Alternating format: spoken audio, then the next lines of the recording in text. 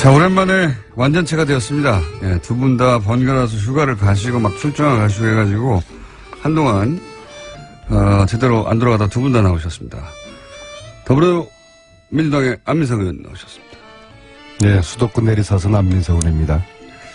오랜만입니다. 수도권 내리사선 코멘트는 자유한국당의 김성태 의원님 나오셨습니다. 예, 김성태입니다. 예, 반갑습니다.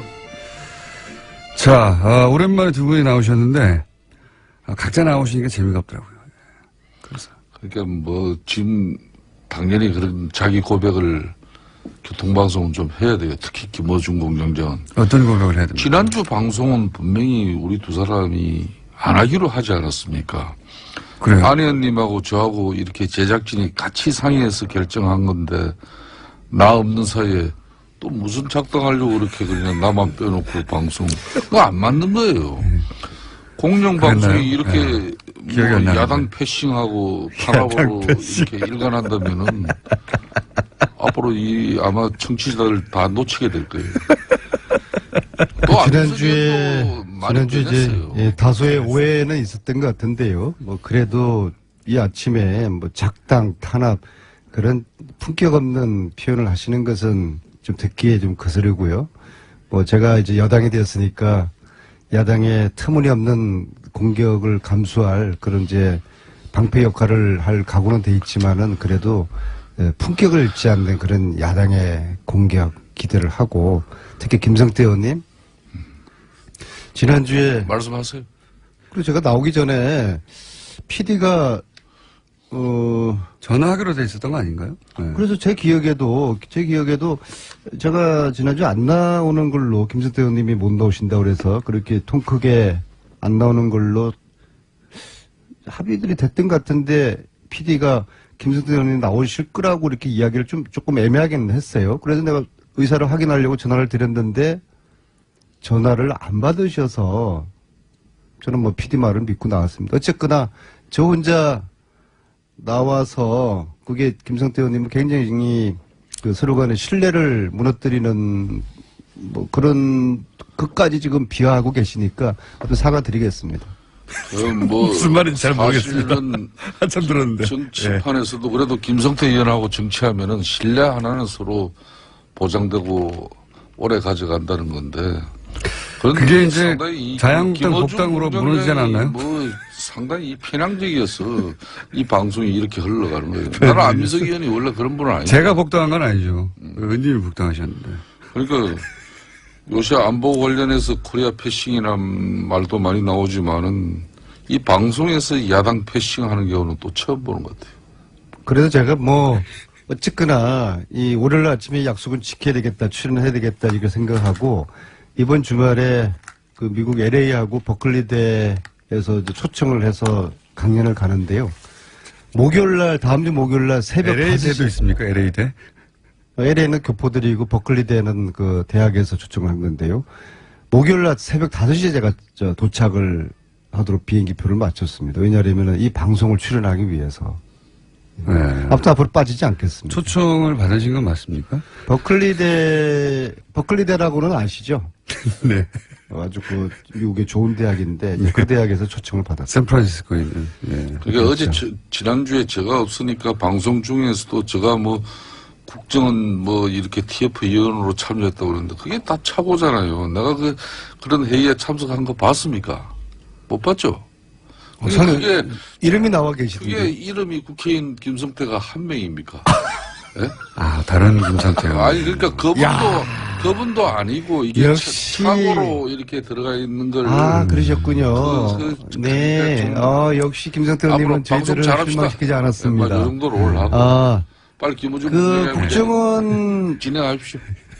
반개혁 그 위원회 거기는 그 김성태 의원은 다른 분이죠. 그러니까 아예 김성태가 다른 분이 또 계셔요. 김성태는 아예 다 포함 안 되고 있습니다. 네. 잘못 알려진 오보군요. 예. 큰 오해가 풀렸습니다. 자, 그럼 뒤늦은 100일 평가 잠깐 해보죠. 왜냐하면 지난주에 저희가 방송이 없었기 때문에 짧게 근데 다들 뭐 여기저기서 100일 평가 나왔는데 예. 문재인 정부 100일 평가 짧게 김성태 의원 해보시면요. 저는 참 권력이라는 것은 이 무한하고 특히 저항적 대통령제하에서는 정말 많은 권력을 휘두를 수 있는데 이 권력이라는 것은 잘못 쓰여지면 바로 독으로 돌아옵니다. 특히 대한민국 같이 이런 분단된 체제 하에 또 많은 산업화 민주화를 이렇게 거치면서 사회적 갈등이 늘 소재하고 있는 이런 국가에서 이 저항적 대통령의 지위는 상당히 중요한 것이죠. 뭐 그런 측면에서 국민들을 시원하게 해준 그런 대통령의 정치적 판단이 뭐 좋은 이렇게 정책으로 이어지는 경우도 있지만은 너무 섣부르고 너무 인기 영합적인 그런 지금 체제로 흘러가는 것은 이거는 심각한 문제다. 대통령의 말 한마디는 주워 담을 수도 없습니다. 장관이 뭐 어떤 약속을 하고 선심성 정책을 베풀어서 후에 재정적 설계를 하고 예산 문제를 챙겨보면 그게 아니다 그러면 주워 담을 수가 있지만은 대통령이 한마디 하면 주워 담지도 못해요. 그러니까 지난 100일 동안 대통령께서는 너무나 많은 선심 정책 펼친 것이고 두 번째는 사회적 갈등을 이제 이걸 치유하고 덮는 그런 역할을 대통령이 해야 되는데 어떻게 보면은 사회적 갈등이 양산되어지고 또 그로 인해서 사회가 분열 갈등 대립으로 이어질 수 있는 그런 국정 통치 운영 형태는 이거는 상당히 심각한 거죠. 특히 인사 문제에 있어서도 좀 국가를 안정적으로 운영할 수 있는 그런 중립적인 인사가 이 국민들이나 국가를 이렇게 안정스럽게 우리가 판단하고 생업에 종사할 수 있는 그런 국정이 되는데 요 근래 한 뭐 대법관 임명이라든지 여러 가지 경우만 보더라도 너무 정치 편향적으로 흘러가고 있지 않습니까? 네, 이런 맞습니다. 일들이 우려입니다. 네, 말씀 잘 들었는데요. 근데 한 가지 중요한 사실을 관가하고 계신 게요.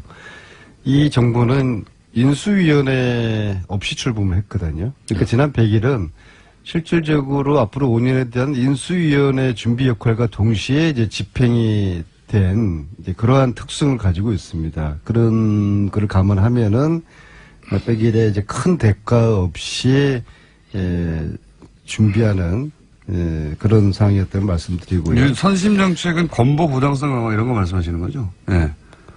뭐 그런 것뿐만 아니죠. 뭐 기초연금 뭐 이런 30만 원 인상 같은 경우도 네, 제가 지금 이야기하고 있습니다. 아니 말씀하신 거 먼저 정리하자면 선심 정책 사회적 갈등 양상은 뭔가요? 5.18 재조사 뭐 이런 건가요? 그런 것도 5.18 조사 같은 경우도 4번이나 했습니다. 네, 또 같은 게 역대 이제 DJ 정권, 노무현 정권 거치면서 다 했어요. 그러니까 그런 부분도 이렇게 물론 5.18은 뭐 언제든지 우리가 진실을 밝혀내기 위해서는 여러 가지 수단과 또 어느 정권에서도 다 행할 수 있는 문제지만은 이걸 대통령께서 직접 나서가지고 이 친 100일 만에 뭐 너무나 많은 일을 지금 하고 계시니까 국민들이 감당해내겠습니까? 건보 보장성 강화, 5.18 재조사 지시, 그리고 뭐 인사 예를 들면 신격찬 처장 이런 인사 문제를 말씀하시는 것 같아요. 이제 답변해 주십시오. 아무튼 지금 야당의 저런 주장은 저희들이 나름대로 귀 기울여 들을 내용이고요. 그냥 그냥 흘러듣지는 않겠습니다. 근데 그럼에도 불구하고 이제 막 시작하는 정권이라는 점을 말씀드리고 싶고, 근데 특히 이제 100일 동안에 국민과 끊임없이 소통과 공감을 하려는 이제 그런 노력이 국민들에게 아주 절대적인 그런 동의를 이제 얻고 있고, 실질적으로는 지난 100일은 이제 준비와 몸풀기 단계였고, 저는 앞으로 이 정부가 촛불혁명을 토대로 탄생된 정권인 만큼 국민들이 원하는 새로운 대한민국 적폐청산을 위해서 아주 담대한 개혁에 나서야 된다 그렇게 생각을 하고, 그리고 그것이 국민들의 기대에 부응하는 문재인 정부가 될 것이다 그렇게 보고 있습니다. 그러니까 좀 전에 안민석 의원께서도 적폐청산 얘기를 했습니다마는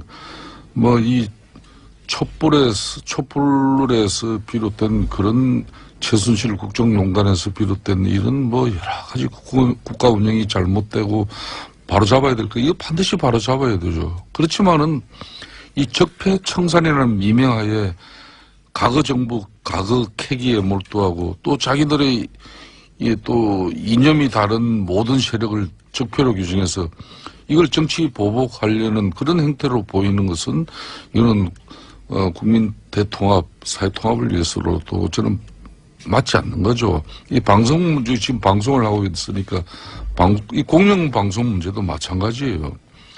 대통령까지 나서서 정부와 이 방송에 적극적으로 개입할 것처럼 말하고 또 방통위원장은 법적 권한도 사실상 없으면서 사장 해임을 언급하고 있지 않습니까? 이런 것들을 맞지 않죠. 결론에 제가 또다시 알베르 까미의 이야기를 해야 되겠네요. 어제 범죄를 용서하는 것은 내일의 범죄에 용기를 주는 것이다. 이 정도로 저는 하겠습니다. 끝입니까? 구체적인 이 반론은 정도로 하겠습니다. 구체적인 반론 준비가 안 되신 거 아닙니까? 좀 품격 있게 제가 이 언론을 길들이고 방송을 장악하는 그런 시도는 역대 어느 정권마다 있었다는 것은 저는 부인할 수 없는 사실로 보고 있어요. 하지만 과거 그 정권들 다 그 말로들이 얼마나 불행했습니까? 그래서 저는 문재인 정권만은 정말 당당하고 정의롭게, 그리고 뭐 그렇지 않아도 국민들하고 소통하면은 국정 운영하는데 저는 큰 애로 없다고 봅니다. 굳이 뭐 언론의 힘을 뭐 비정상적으로 빌어서 그걸 국정 운영할 그런 계제도 아니고. 근데 지금 차이는 좀 있지 않습니까? 과거하고. 예를 들어서 과거에는 정권이 이제 KBS 사장을 찍어냈으면 이번에는 KBS나 MBC의 내부 구성원들이 갈아야 된다고 이렇게 나선 게 차이가 있지 않습니까? 과거에도 보면은 MB 때도 정년주 사장 KBS, 그죠? 네. 뭐 그 인위적으로 이렇게 교체한 그 모양새가 MB 정부가 결국 뭐 이 좋게 마무리되지 않았죠. 아니, 제 말은 뭐냐면 그때하고는 다르게 그때는 위에서 눌렀는데 지금은 구성원들이 자사의 사장을 이 사람하고 같이 일을 못한다고 하는 거는. 그러니까 노사 문제에서 비롯된 것은 노사 문제로 풀어야 되는 것이고 또 사내 또 구성원들 간의 갈등 문제는 갈등 대립이 있다 하더라도 그 문제는 또 그 내에서 풀어야 되는 것이지, 이걸 제가 드리는 말씀은 너무 정권이 초기에 개입하고 있다는 겁니다. 그러면 누가 봐도 그 노조의 정당한 주장도 이거는 정권하고 결탁한 목소리가 아니냐, 이런 의아심도 가지겠죠. 그거는 과거에 자유한국당이 그래왔기 때문에 그렇게 보시는 거 아니에요? 또 이렇게 근데 제가 이렇게 야당의 이 평가나 주장을 이렇게 보면서요.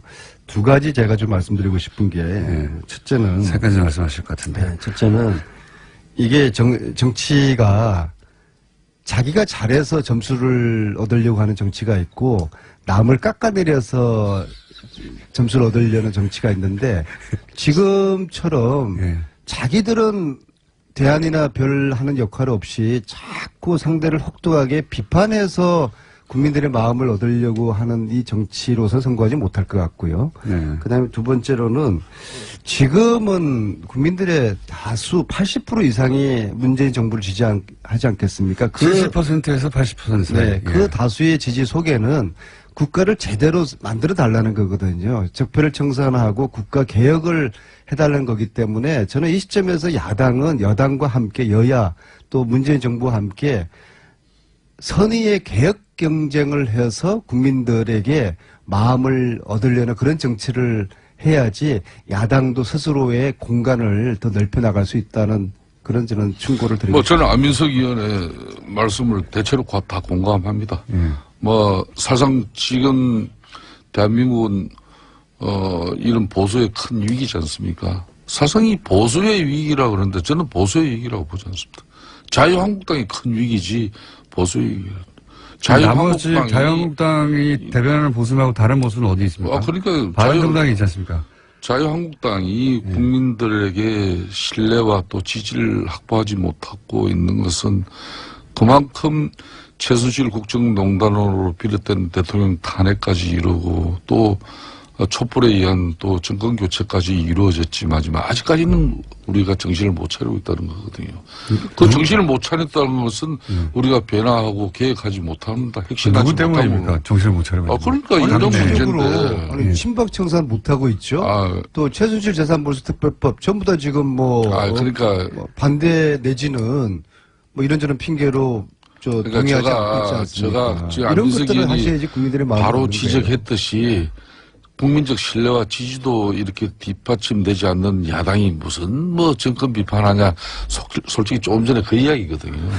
근데 역설적으로 또 이야기하면은 문재인 정권도 사실상 이게 최순실 국정농단에서 비롯된 행편없는 국정 운영의 결과가 은혜적으로 수혜적으로 문재인 정권이 이렇게 탄생한 부분도 있습니다.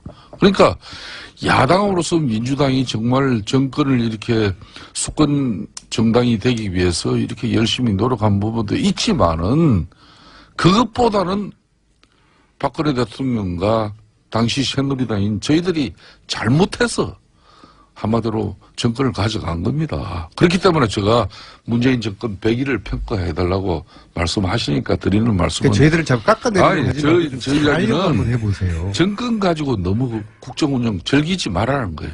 이 권력 가지고 즐기면요, 이거 오래 가지 못합니다. 그러니까 인기 영합적 국정 운영 형태는 위험하다는 거예요. 대통령 정치 그만해야 됩니다.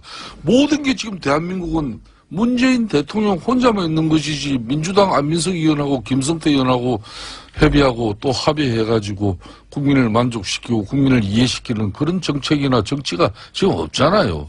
대통령 정치 이거 위험합니다. 언제까지. 친박 청산을 안 하세요? 그거는 우리 당에게 맡겨놓으세요. 그러니까 그런 거를 국민들에게 제대로 좀 보여주세요. 예.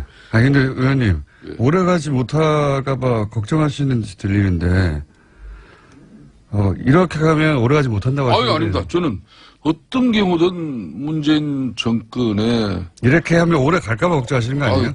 아이고, 오래 가는 게 좋아요. 잘해가지고.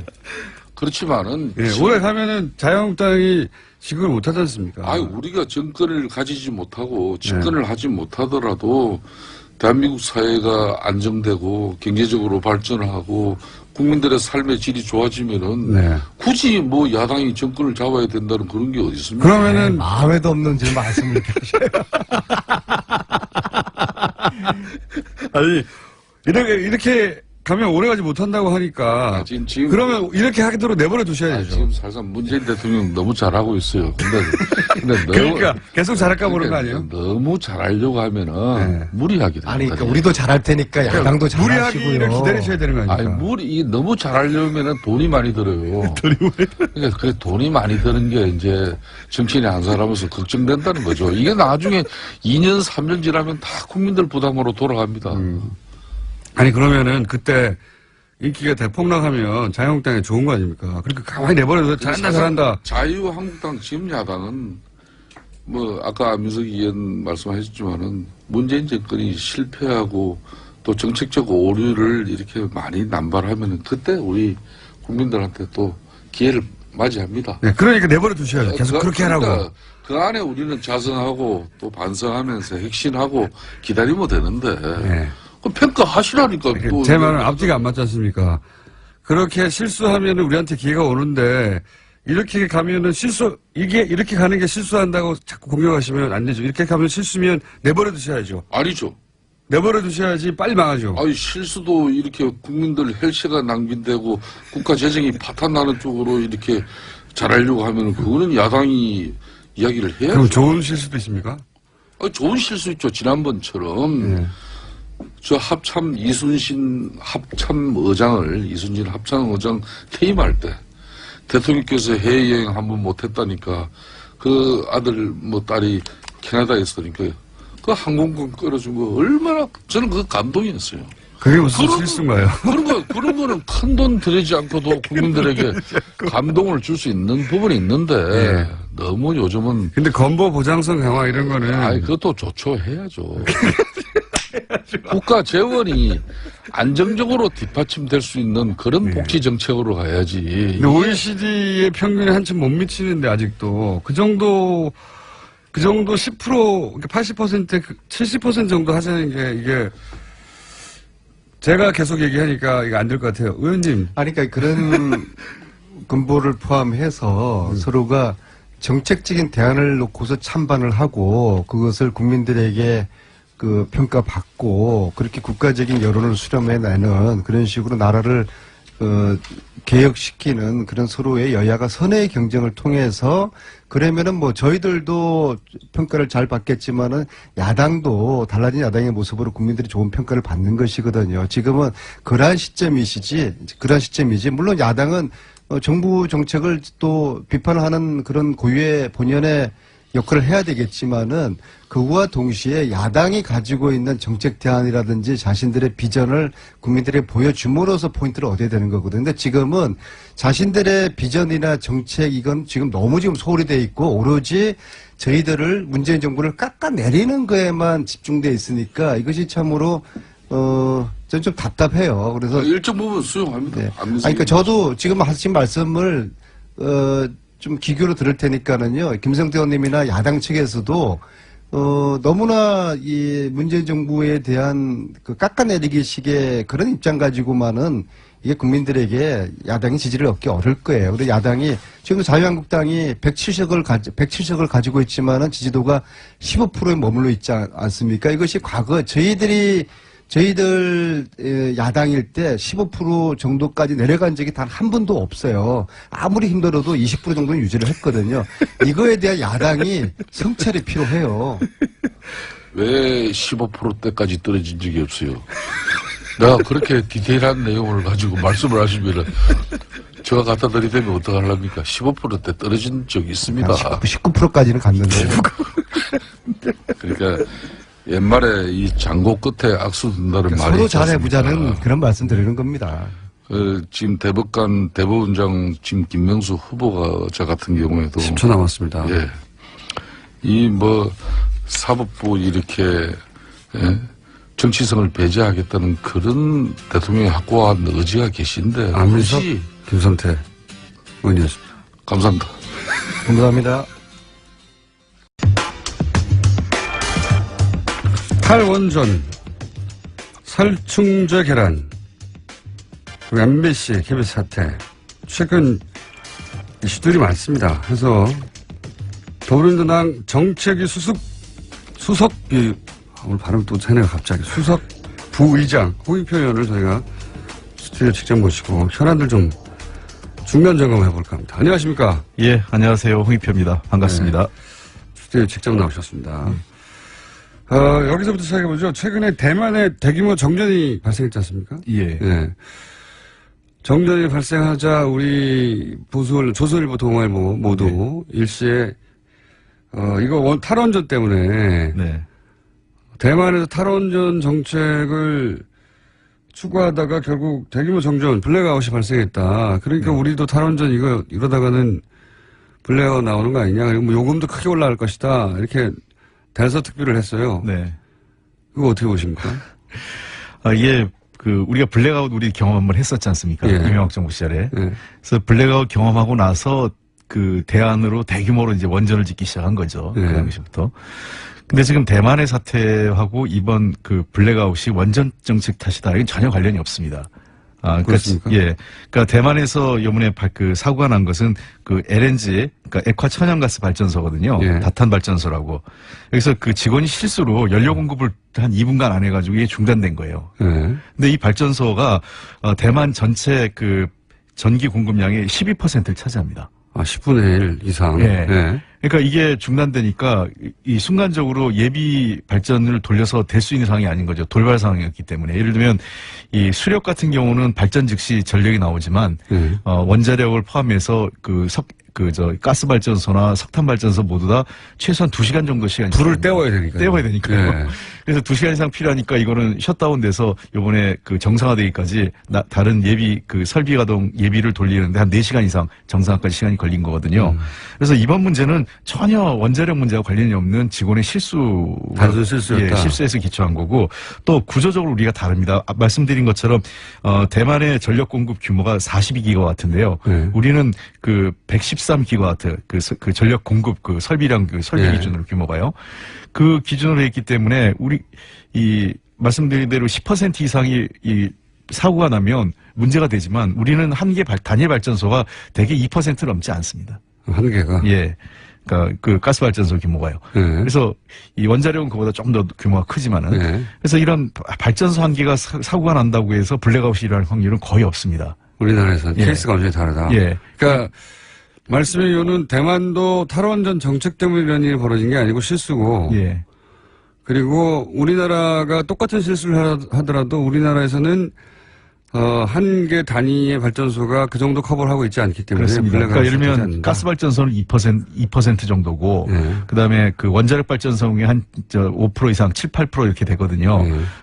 그렇게 감안한다 하더라도 이거는 뭐 만약에 문제가 생기면은 우리가 그 설비 예비율이 있으니까. 예. 그리고 이거 아까 말씀드렸지만 예상되는 전력 부족량에 대해서는 충분히 대응이 가능합니다. 우리가 전력 예비율이 우리가 보통 평상시에 한 25%, 한 2, 3% 되고요. 올해 같은 경우 제일 높았을 때가 한 27% 전력 예비가 남았어요. 그리고 제일 전기 많이 쓰는 때 있지 않습니까? 올여름에 피크 시라고 했을 때. 그때도 한 14% 이상 설비 예비율, 그 전력 예비율이 있었어요. 그럼 이건 어떻게 보십니까? 그 대만이 결국은 탈원전으로 인한 그 비용 상승 부분을 예. 전기 요금을 올려서 커버할 수밖에 없고 우리도 마찬가지다. 이미 제가 몇 차례 제가 정책이든 우리 당정 협의를 통해서 발표한 거는 전력 예를 들면 탈원전에 따른 전기요금 인상 요인은 거의 없습니다. 특히 당분간 한 5, 6년간은 없고요. 그리고 왜 없습니까? 지금 현재 전력 예비율이 너무 많아요. 전력이 너무너무 많이 남는다? 예, 남아도는 거죠. 예. 그러니까 우리가 지금 아까 말씀드렸지만 20% 이상 하는 거고요.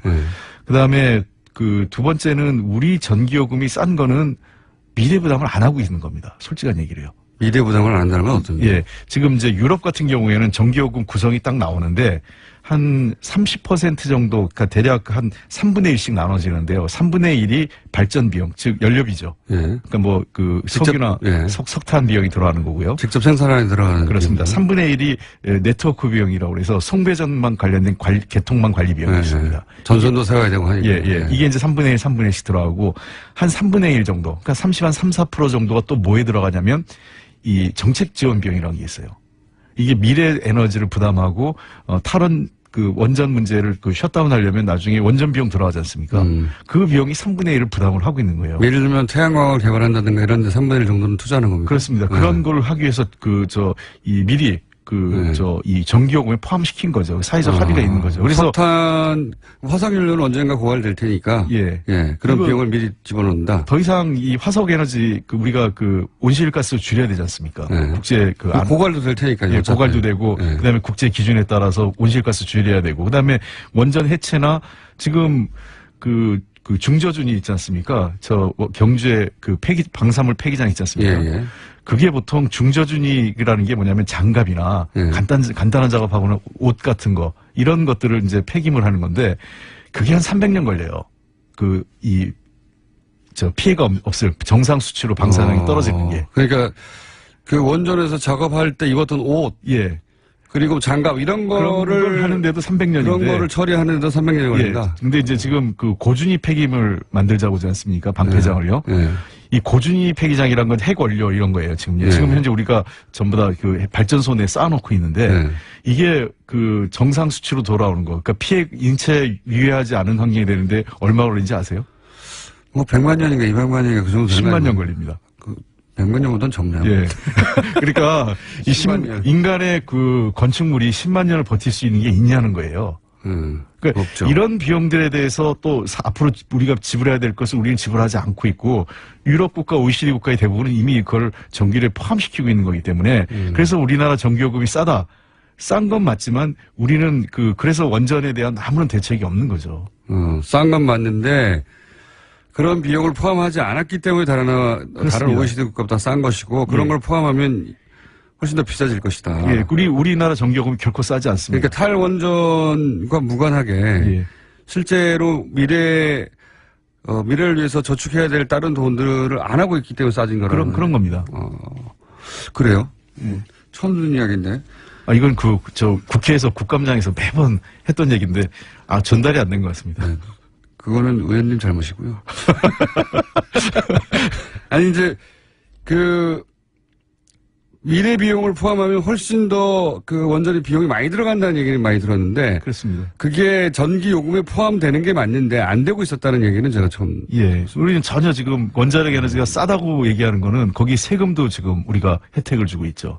그다음에 전혀 미래 비용 부담하지 않고 있으니까 이미 미국 같은 경우도 미국이나 영국 모든 통계에서 한 2020년 이후가 되면 원자력보다는 태양력이나 풍력이 훨씬 더 저렴하다 이렇게 나오고 있어요. 그런 부분을 제가 예. 들었는데 여기서 궁금해지는 건 이제 반론들도 있지 않습니까? 물론 반론들도 있는데 보수는 제가 이해가 잘 안 되는 거는 뭐 원자력 학계에서는 본인들의 전공이고 본인들이 그것으로 학위도 땄고 했기 때문에 계속해서 원전이 안전하다고 하고 생산성이 높다고 주장할 수 있다고 봐요.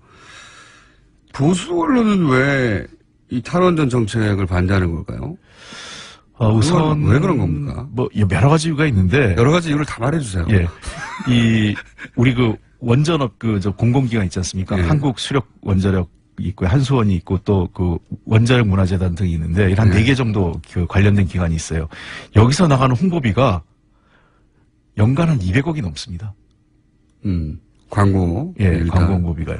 그러니까 순수하게 언론에만 들어가는 것만 해도 50억이 넘어요. 50억 정도 광고료. 예. 네. 그러니까 또 기타 무슨 여러 가지 방식을 통해서 쓰고 있는데 원자력을 왜 광고를 하는지 모르겠어요. 그러니까 이제 원자력 광고의 이유는 2가지죠. 원전이 안전하다. 네.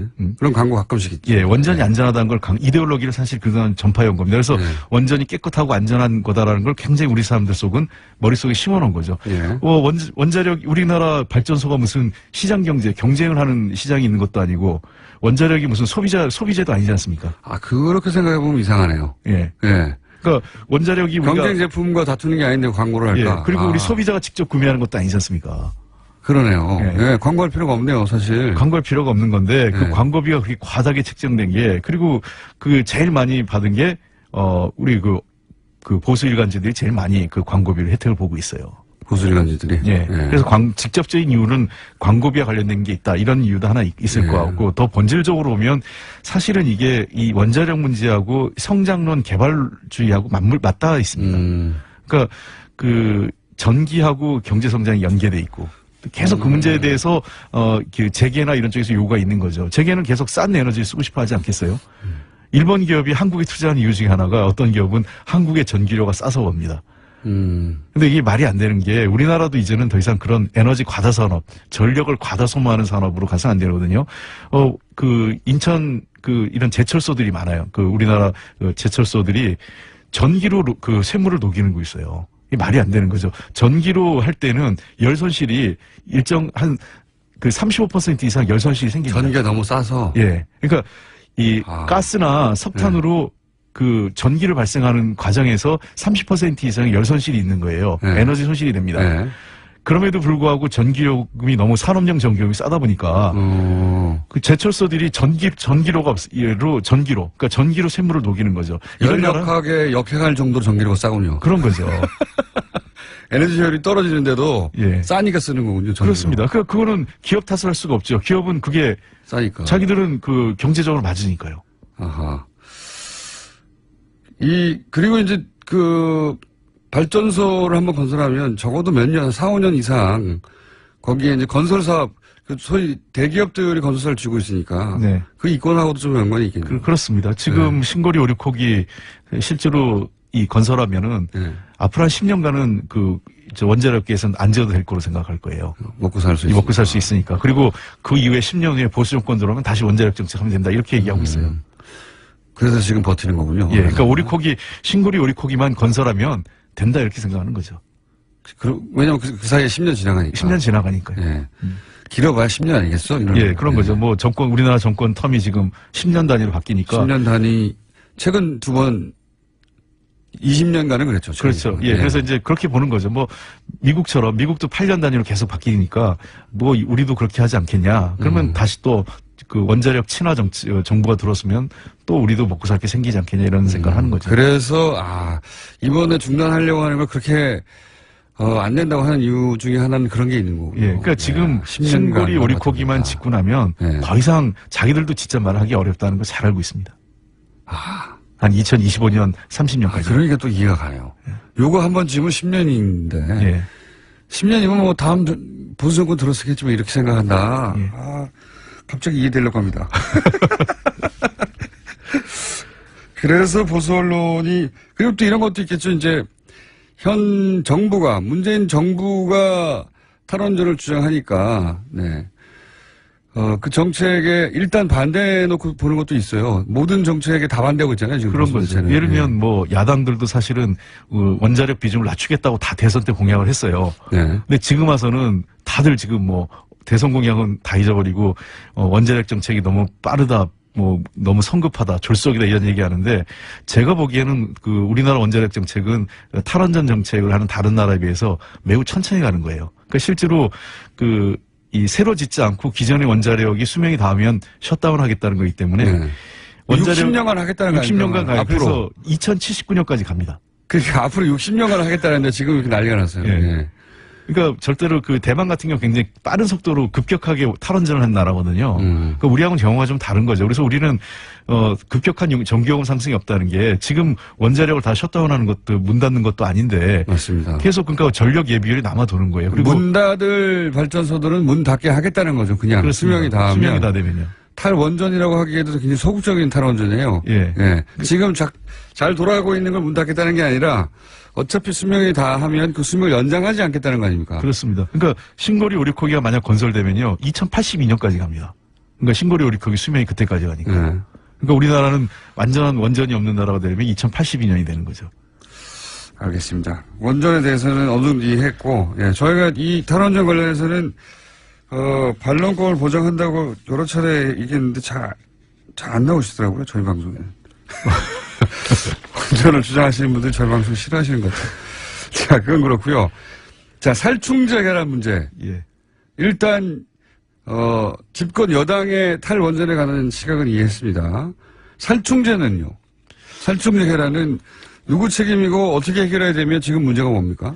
누구 책임이라기 이전에 이 문제는 굉장히 우리 농업의 구조적인 문제라고 생각을 합니다. 이게 왜 농피아 얘기가 나오는 거죠? 지금 핵섭이라고 이제 이 친환경 인증을 해주는 인증. 인증 마크가 있는데. 왓썹처럼 들려요. 핵섭. 네. 그래서 그거를 해주는 게 주로 이제 농림부에서 퇴직한 관료들이 그런 쪽으로 와서 인증 사업을 하면서 그것을 계속 인증기관을 만들고 인증기관을 통해서 그런 수익 사업을 하고 있었기 때문에 관료 출신들이 그런 기관에 가서 인증 사업을 하니까 그 후배들이 결국은 그 커넥션이 만들어져서 계속 그렇게 할 그렇습니다. 수밖에 그래서 이제 없다고. 농피아라는 얘기가 나온 건데요. 그러니까 묵인하는 거죠. 그러니까 그런 어떤 인증기관 설립 허가를 쉽게 내주고 또 인증기관이 하는 거에 대해서 엄격하게 규제하지 않고 그러면서 그런 짬짬이 구조가 만들어지는 게 있고 두 번째는 우리가 이 농업의 문제에 대해서 이 시각을 바꿔야 될 때가 있어요. 이게 뭐냐면 박정희 정부 시절부터 만들어진 건데 기억하실지 모르겠지만 개발 독재, 저임금 노동자를 양산하기 위해서는 가장 중요한 게 먹고 사는 식료품 가격을 낮춰야 되지 않습니까? 그러니까 쌀값을 그때부터 굉장히 제한하기 시작했거든요. 쌀값이나 농산물 가격. 그래서 우리 국민들한테는 농산물은 매우 저렴하고 싸게 공급해야 한다는 인식이 매우 자리 잡혀 있어요. 그러다 보니까 이 닭 같은 경우도 요번에 문제가 된 양계 농장도 AI나 또는 요번에 살충제 문제가 구조적으로 발생하는 거는 이 공장형, 그러니까 밀집해서 대량을 생산하다 보니까 12층까지 있다고. 그건 뭐 다른 나라에서는 도저히 나오지 않는 촉수라고. 움직일 수 없는 닭이 그 닭장 안에서요. 잘 아시는 것처럼 미국에서도 이게 문제가 꽤 오래된 문제가 있습니다. 10몇 년 전에. 그래서 KFC 아시잖아요. 그러니까 켄터키 프라이드 치킨 못 쓰잖아요, 지금요. 그래요? 그래서 KFC로 바뀐 겁니다. 그럼 그게 왜냐면 환경단체에서 그게 이제 자기들이 특정 부위를 이렇게 키운 거거든요. 이 닭을 생산하면서. 그러니까 더 이상 이거는 닭이 아니다. 이것은 닭이라고 부를 수 없다, 이제. 그래서 기억나시면 우리가 어렸을 때는, 전체 풀네임을 불렀지만 지금 KFC로만 하지 않습니까? 그렇군요. 마지막에 치킨이라고 말하지 못하도록 만들어버렸군요. 그게 이제 환경단체의 문제가 돼서 미국에서 그런 문제가 생긴 건데, 우리도 거의 유사한 상태로 지금, 닭을 대규모로 생산을 하고 있는 거예요. 그러니까 그 원래 닭 이 움직일 수도 없는 여름에 그 덥고 이런 데서 진드기가 생기는데 닭이 숫자가 적으면 그걸 빼내서 청소하고 살균한 다음에 닭을 다시 집어넣어야 되는데 몇만 마리가 되는 걸 할 수가 없죠. 몇만 마리를 다 빼서 그걸 청소하고 다시 집어넣을 수가 없으니까 그렇습니다. 닭이 있는 채로 뿌려올 수밖에 없었다. 그런 거죠. 그게 첫 번째고 두 번째는 요즘에 친환경 농장 같은 경우에는 닭을 방사하잖아요. 그러니까 이게 풀어놓고 키우는 건데 우리가 옛날 자연적으로 키웠던 방식이죠. 지금은 다 이렇게 우리에 그게 넣어둔 제일 거니까. 비싼 계란이에요. 그렇습니다. 예. 그 최근에 문제가 된 거는 그렇게 키웠는데도 그 DDT가 이미 땅에 있었던 거죠. DDT. 예. 이미 20년 전, 30년 전에. 그 문제는 우리가 또 다른 접근해야 됩니다. 그거는 정말 이 차제의 이 토양에 대한 문제를, 그거 보세요. 이게 다시 원전 문제하고도 연결되는데 우리가 한번 잘못 쓴 거는 후손에게 엄청난 재앙이 가는 겁니다. 그때 DDT 멋모로 썼다가 지금 30년이 지나도 우리에게 저주처럼 돌아오는 것처럼 원전도 그래 마찬가지인 거죠. 이기에 윤리적 소비라는 걸 저는 민주당에서도 기치로 내걸어야 될 것 같아요. 저는 그래요. 그러니까 결코 값싼 농산물 가격, 먹거리에 대해서 적정 가격, 그다음에 그에 걸맞는 안전과 환경 기준을 만들어주는 게 이제 우리 사회가 나가야 될 새로운 가치라고 좀 보는 거죠. 저도 거긴 동의합니다. 그러니까 이게 먹거리에 대한 인식 자체를 바꿔야 되는 것 같아요. 조금 더 비싸더라도 이게 제대로 자란 닭에서 나온 달걀인지. 그렇습니다. 그렇게 바꿔야 된다. 그래서 저는 유럽 선진국일수록 사실은 농업이 사양산업이 아니라 바이오테크놀로지, 그러니까 이런 어떤 이 기술하고 결합해서 새로운 기술 혁신을 하고 있거든요. 그래서 농업 문제라는 거는 우리가 봐야 될 게 하나는 국민들에게 기본권이죠. 먹고 사는 문제니까요. 그다음에 이게 식량 주권과 관련된 문제이기 때문에 우리가 그런 차원에서 봐야 되고, 두 번째는 국민 안전 문제에서 봐야 된다는 거죠. 고기를 좋아하는 저는 참 이렇게 해서 고기값이 올라가도 할 수 없죠. 자, 살충제 계란이 이제 굉장히 충격적이거든요, 사실. 근데 이제 오래전부터 그랬다는 것이고, 근데 이게 그렇습니다.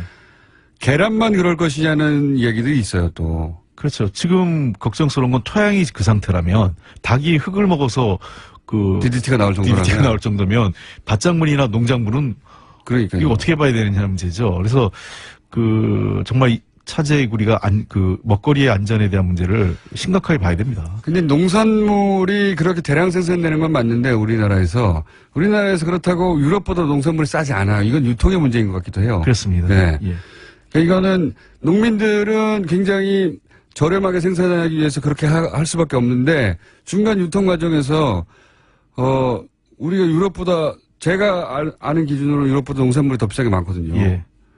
그러면 누군가 부당하게 많은 이득을 취한다고 하는 거니까 그렇습니다. 그 문제를 고쳐 나가려면 유통 문제도 농산물 유통 문제 봉바전이잖아요.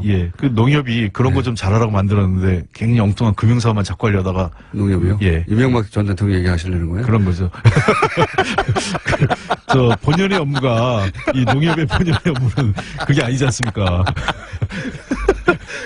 그 주제는 저도 굉장히 관심이 많은 사안인데 그건 다음 시간에 한번 따로 모셔가지고. 이 모든 길은 MB로 가네. MBC, KBS 문제는 어떻게 합니까? 지금 3분밖에 안 남았는데, 조근조근 설명을 잘 하시니까, 제가 쏙쏙 귀에 들어오고 와 있는 중인데, 이 MBC, KBS 문제는 과거 정권은 사실, 정권에서 사장을 찍어서 바꿔버렸잖아요. 불법적으로. 그렇습니다. 그러고 나서 소송이 걸리면 나중에 이기더라도 어떻게 합니까? 벌써 4, 5년 지나버렸는데. 근데 이번에는 그렇게 못하지 않습니까? 어떻게 해결합니까? 좀 답답합니다. 그러니까 우리가 법으로서는 임기가 보장돼 있기 때문에 공영방송에. 근데 툭하면 이제 우리가 공영방송 장악하려고 그런다. 그래서 제가 한번 우리 정책회의 할 때 뭐라고 그랬냐면, 아니 국민들 앞에 해당 방송사 로고도 못 들고 가는 방송 장악해서 정부 여당에 무슨 도움이 되겠냐 그랬어요. 차라리 김어준의 뉴스공장을 장악하면 도움이 될 것 같은데. 장악이 안 됩니다. 근데. 그래서 제가 공영방송 보고 얘기한 거는 정권이 장악하고 싶은 탐나는 방송부터 먼저 만들어 달라 그랬어요. 그러니까 국민의 신뢰나 공정성 회복이 우선인데, 최근에 MBC나 KBS 자체 내에서 지금 내부적으로 구성원들이 더 이상 견딜 수가 없어서. 그러니까 시체말로 창피해서 못 살겠다예요. 그분들이. 우리도 그동안은 정말 참고 또 권력이 뒷받침하니까 우리가 숨죽인 채 살았지만 물론 그 안에서 투쟁은 계속 간헐적으로 있었어요. 그분들이요. 근데 이제는 더 이상 못 견디겠고 자기들이 바꾸겠다고 하는데 김장겸 사장이나 그 고대영 사장 같은 경우 진짜 후배나 자기가 소속했던 그 기관의 미래를 위해서는 스스로 거취를 결정하는 게 제일 좋죠. 제 생각에는 그분들의 계산은 열심히 탄압을 받아가지고 그 탄압받는 이미지로 나중에 총선에 출마하시려고 하는 게 아닐까. 그래서 저도 그게 걱정입니다. 그래서 뭐 언론 탄압 이미지 받고 무슨 비례대표 받거나 정권으로부터 탄압받았던 예. 그 경력을 쌓으려고 하시는 게 아닌가 일부러. 뭐 그럴 그 개연성이 뭐 우리거는 좀 앞으로 상황이니까 지켜봐야 되겠고요. 자, 벌써 시간이 다 됐는데요. 이게 진짜 나오시게 재밌군요. 그리고 오늘 하다가만 농협과 이명박 전 대통령의 관계에 대한 얘기도 해야 될 것 같습니다. 그거는 다음에 한번 사자방 관련돼서 한번 했으면 좋겠습니다. 자원비리도. 김명수 판사가 대법원장에 지명됐죠. 네. 대법원장 지명. 이정렬 판사 좀 짚어보겠습니다. 안녕하세요. 안녕하세요. 갑자기 확 들어오셔가지고. 네. 네, 한두 번 들어간 사이도 아닌데, 뭐. 자, 우선 굉장히 잘 알려지지 않은 인물로, 네. 네. 언론에서 보도하고 있는데, 어떤 분, 아시죠? 판사 하실 시절에. 잘 알죠. 예. 예, 우리 잘 아시고. 헌법연구회 활동도 같이 했었고요. 그렇군요. 그런데, 보도에서도 계속 나오지만은, 크게 알려진 판결을 하셨던 분은 아니에요. 그리고 예. 공장장께서도 말씀하셨지만, 이제 의외다. 예. 반응이 주로 그랬었잖아요. 그래서, 외형상 봤을 경우 화려해 보이고, 유명하고 이런 분은 아니에요. 네. 이제, 제가 같이 이제 지내보면서 느꼈던 바는, 예를 들어서, 우리 법연구회 세미나 할 때 한 달에 한 번씩 하는데, 네. 거의 빠지신 적이 없었어요. 세미나에 빠진 적이 없다. 그러면 출석을 잘한다는 얘기지 않습니까? 그렇죠. 예. 나와서 이제 연구도 활발하게 하시고, 예. 좋은 말씀도 많이 하시고, 되게 성실하신 분이고, 성실하고. 그리고 이제, 대체적으로 언론 보도에서도 나오지만은, 주위의 신망이 참 두터워요. 그러니까, 제 입장에서 보면은, 믿고 의지할 만한, 이제 데뷔되는 분이 박시환 전 대법관님인데, 그분은 이제, 좀 알려진 판결들을 많이 하셨죠. 그래서, 이제, 외견상으로 좀 화려해 보이고 그러는데, 사실 그런 분은 저희 입장에서는 물론, 존경하고 믿고 따르지만은, 의지하고 기댈 만한 분이 아니라, 오히려 더 좀 우러러보는 이런 감이었거든요. 근데, 김명수 후보자 같은 경우에는, 언제든지 이제, 어려움이나 고충을 얘기하면 잘 듣고, 이제 또, 나름대로 해결책을 많이 제시를 해주시고 해서, 언제든지 기댈 수 있는 그런 분이었죠. 그래서 상당히 신망이 두텁다는 게, 틀린 말은 아닙니다. 그런데, 이게 원만한 분이긴 한데, 그렇다 그래서 그냥. 원만하면 안 되는 지가 아닙니까, 거기가? 그렇죠. 지금 시점에서는 좀 단호하고 그러셔야 되는데. 그렇죠. 그런데, 이제 또 그럴 때는 상당히 정말 공동장님 말씀하신 대로 단호하신 분이에요. 얼마 전에 보도도 나왔습니다만은, 전국 법원장 회의 때, 바로 그냥 이제 참석하셔가지고 춘천지방 법원장이시니까. 그래서 대법원의 행태에 대해서 바로 그냥 현장에서 이제 직설을 하신 또, 그래서, 이게 분위기 자체가 지금 법원 수뇌부도 그렇고 법원 전체도 그렇고 되게 권력지향적이고 좀 정권 친화적이고 그렇거든요. 지금 정권 아니고. 그래서 하여튼 성실하고 원만한 분이긴 한데 또 한편으로는 인식 자체가 이게 사법부가 왜 존재해야 되느냐. 결국 국민의 기본권과 인권 보장을 해야 되는 조직 아니냐. 그래서 제대로 인식하고 계시는 분이라서 국민을 위한 사법이다. 이런 목표를 제대로 실현할 수 있는 분이다. 저는 그렇게 생각하고 있습니다. 알겠습니다. 가까이 지냈던 분으로서의 평가는 잘 알겠는데, 그럼 문재인 전 대통령이 지금 김명수 대법원장 후보를 지명한 이유는 뭐라고 보십니까?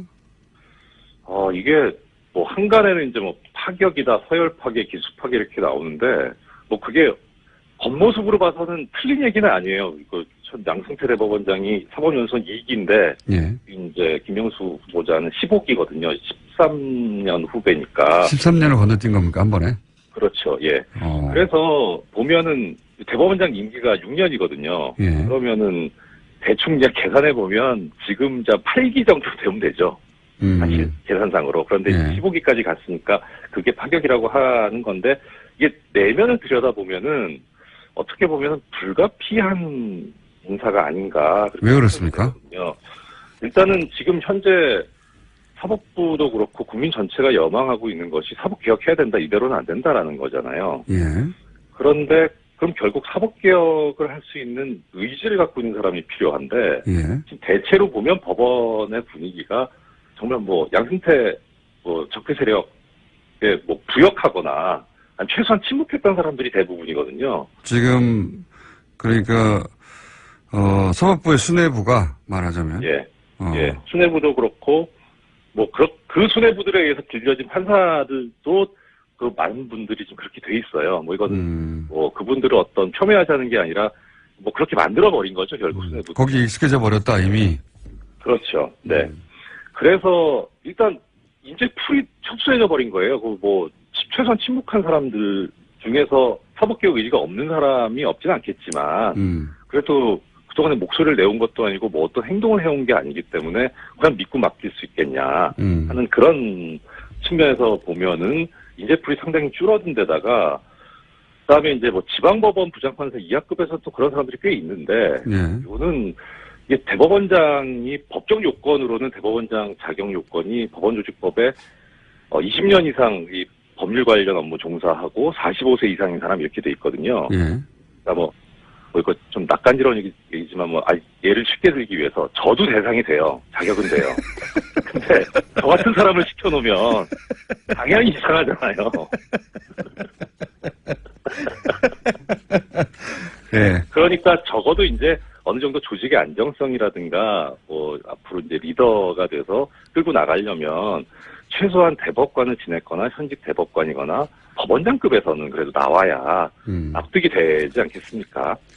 네, 그래서 이제 보면은 그 두 가지 요건을 이제 종합해보면은 맞아떨어지는 분이 전선 대법관님이 맞아떨어졌었어요. 뭐 기수도 뭐 이렇게 8기인가 9기인가 그렇고 해서 괜찮았는데 이분 입장은 또 그렇고 이제 그 다음에 뭐 사법개혁하면 당연히 바로 먼저 떠오르는 분이 박시환 전 대법관인데 이 두 분이 이제 고사를 했다고 알려져 있지 않습니까? 언론에 그렇게 보도했습니다. 예, 그 이유가 그러니까 지금 김명수 후보자 지명되고 나서 바로 이제 보수야당이나 보수 언론 나온 얘기가 이념 프레임이잖아요. 이념 공작하고 있잖아요.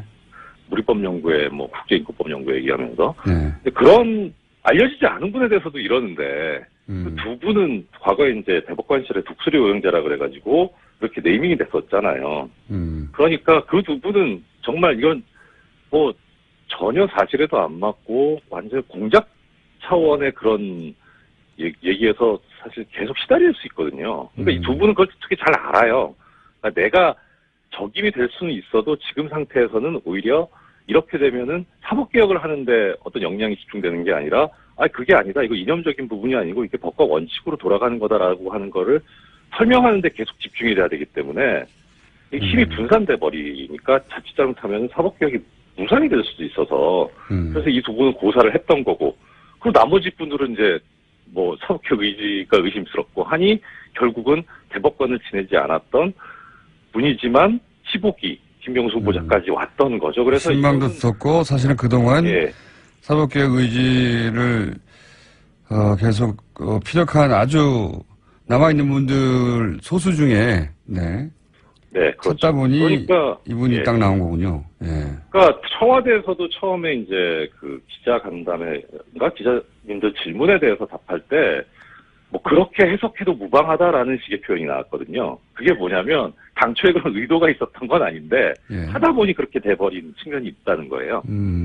사람이 없군요. 한마디로 말해서. 양승태 씨가 많이 이제 뭐 싹을 자르고 씨를 뭐 말렸죠. 그러면 지난 6년 동안 양승태 그 대법원장이 자신에게 비판하거나 사법 비판하는 사람들은 어떻게 했습니까?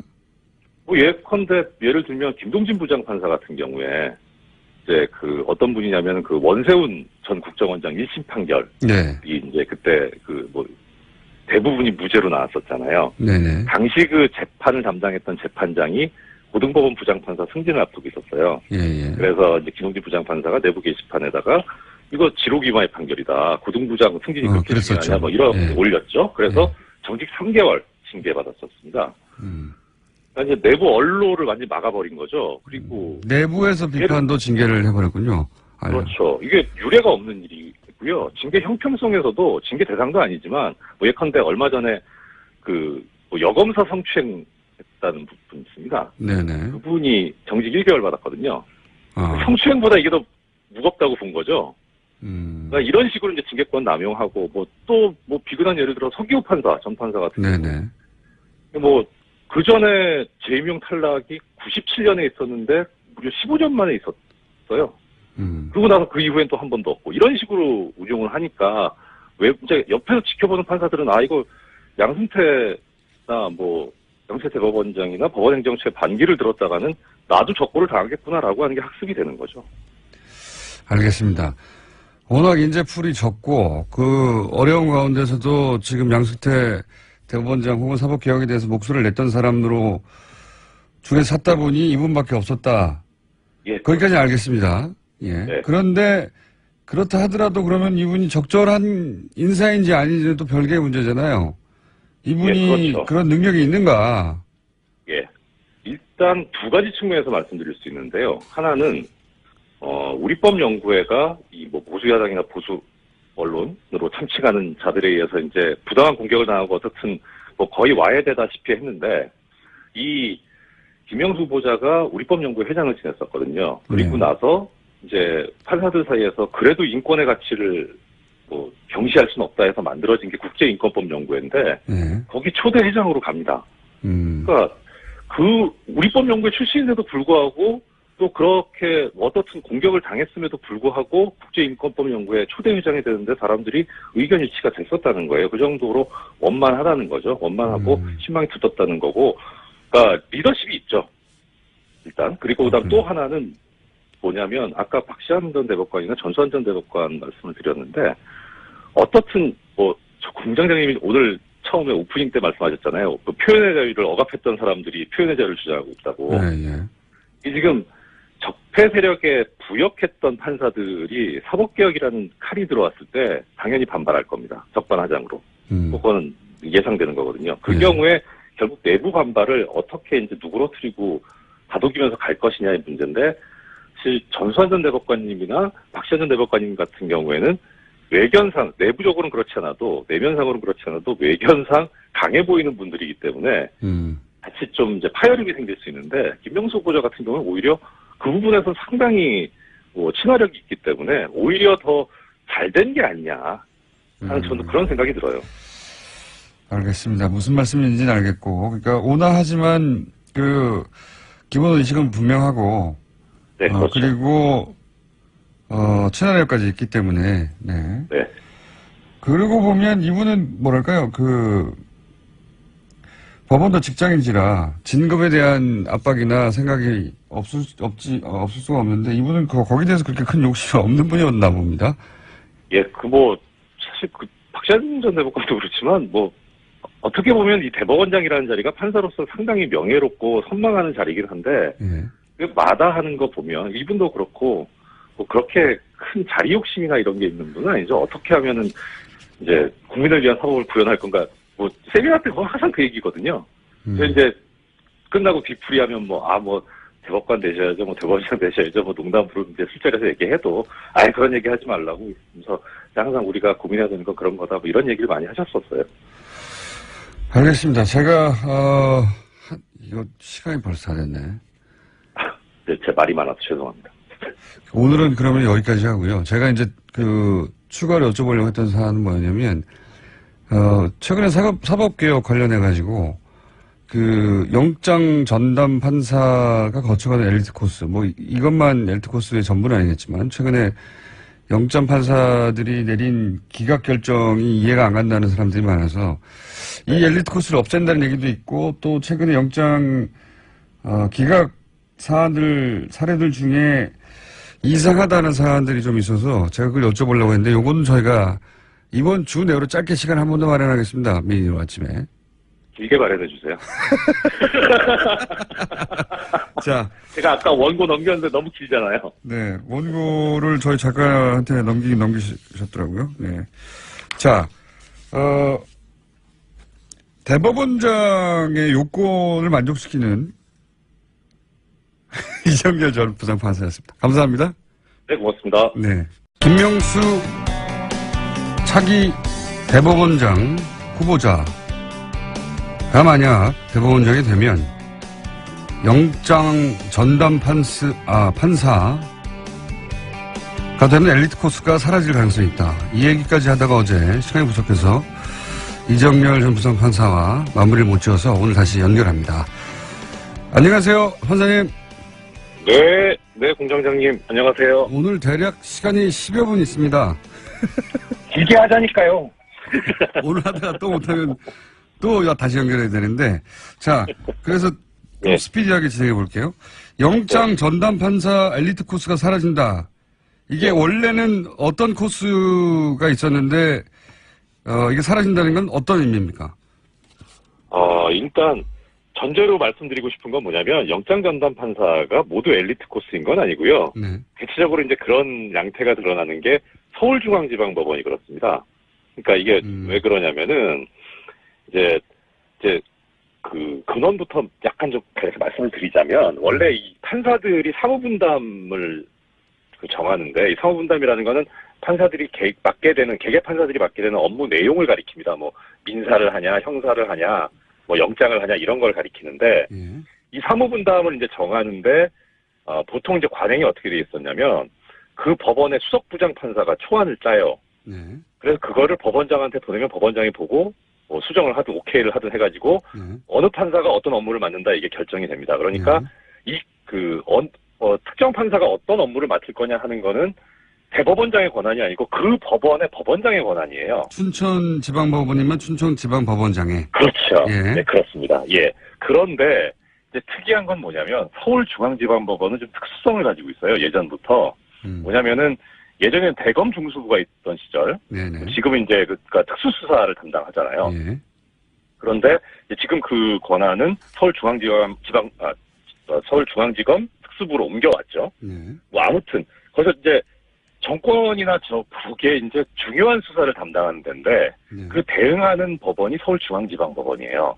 재벌이나 거물 정치인들 주로. 예. 그렇죠. 예. 네. 그러니까 그 수사에 관한 재판을 하는 서울중앙지방법원의 형사부 또 그다음에 그 구속영장 청구 사건을 담당하는 영장 전담 판사 여기는 원래 법적으로 따지면 서울중앙지방법원장이 누구를 시킬지 정하는 권한을 가지고 있지만 중앙지방법원장 선에서 이루어지는 게 아니다라는 게 증거는 없어요. 그런데 중론입니다. 사람들이 법조인들은 인식하고 있어요. 이건 대법원장이 이제 염두에 두고 시쳇말로 꽂는 거다 이렇게 생각을 하고 있어요. 오랫동안 그렇게 믿어왔고 물증은 그렇죠. 나오지 예. 않았지만 다들 그렇게 생각하고 있었다. 대법원장이 하는 자리라고. 그렇죠. 예, 그래서 서울중앙지방법원의 형사합의부장이 되거나 내지는 영장전담 판사가 된다는 거는 저 사람이 지금 현재 법원 수뇌부에 신망을 받고 있구나. 이렇게 해석해도 무리가 아니었던 거죠. 그러니까 그 대법원장 하에서 신망을 받고 있는 사람이 자연히 앞으로 그 코스를 거쳐가면 승진 가도를 달릴 것이다. 이렇게 생각들을 했다는 거죠. 네. 그렇죠. 이건 뭐 당연한 수순인 거죠. 그리고 실제로도 그렇게 됐고요. 실제로도 그렇게 됐고. 예, 그렇게 됐고요. 양승태 근데 그거는 대법원장 체제 하에서도 그랬습니까? 그게 더 심해진 거예요. 그러니까 이게 그래도 어느 정도는 이제 아까 처음에 말씀드렸다시피 그 수석부장이나 법원장이 이제 그 사무분담을 정하는 게 중앙법원에서도 어느 정도 조금 이제 그 권한이 좀 있었는데 이게 차츰 더 사라져갔다는 거죠. 그러니까 딱 인사 발표 나는 거 보면 누가 영장 전담을 가겠구나 라고 하는 게 읽혀지는 거예요. 저 인사 결과를 보면 그럴 정도니까 이거는 뭐 사무분담 짜기 전에 벌써 대법원장의 의중이 있구나라는 게 읽혀져 버리니까 그러니까 훨씬 더 심해져 버린 거죠. 예전에는 그런 정도까지 예측은 안 됐었거든요. 더 심해졌다. 그러면 네. 그렇게 그 양승태 대법관 체제 하에서 서울중앙지법의 영장 전담 판사들이 친대법관적인 사람들이 와서 혹시 네. 최근에 영장 심사가 왜냐하면 영장심사 판사들이 최근에 바뀌었으니까요. 최근에 하면 몇 달 전이긴 하지만 마지막으로 이제 임명한 거죠. 예. 네, 그렇죠. 예. 네. 혹시 그렇게 마지막으로 임명된 분들의 영장심사에서 최근에 이 영장 기각은 좀 이해가 안 간다고 하는 거 한두 건만 예를 들어 봐 주십시오.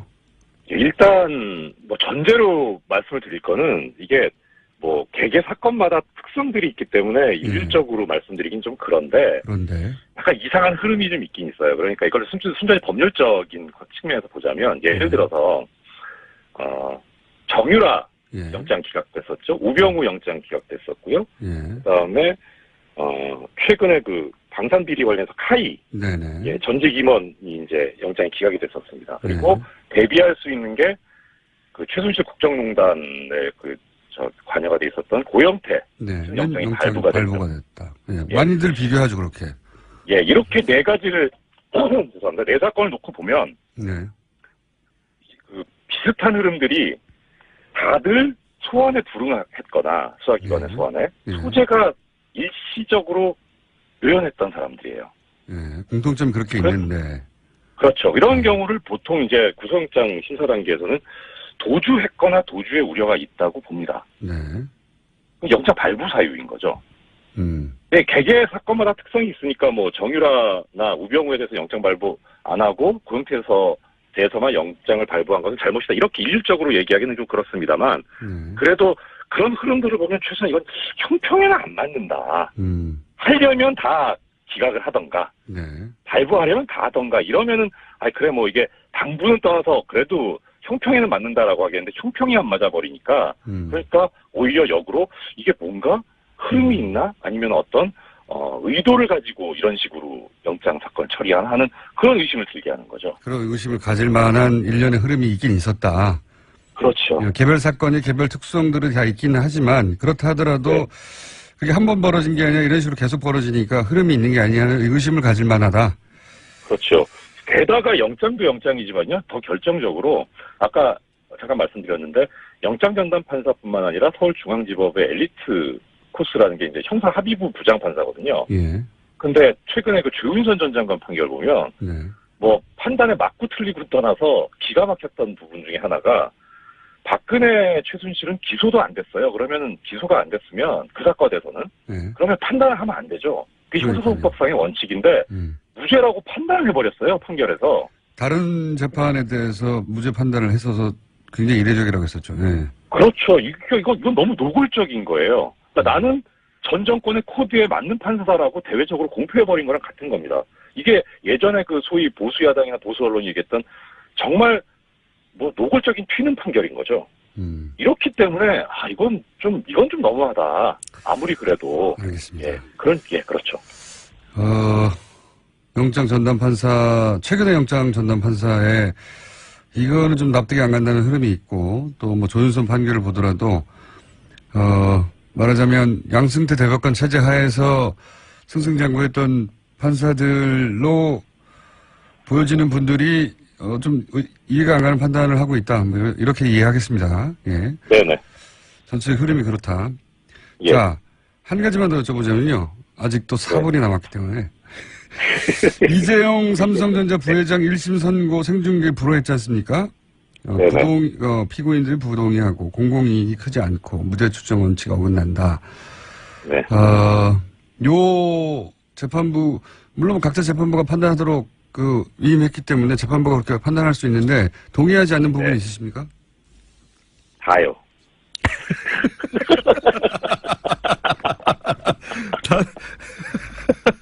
그 중에서 가장 동의가 안 된다. 같은 법조인으로. 이게요. 그 말 자체는 맞는데 좀 유식한 말을 쓰면 경간부입니다. 이거. 이때 쓸 말이 아니죠.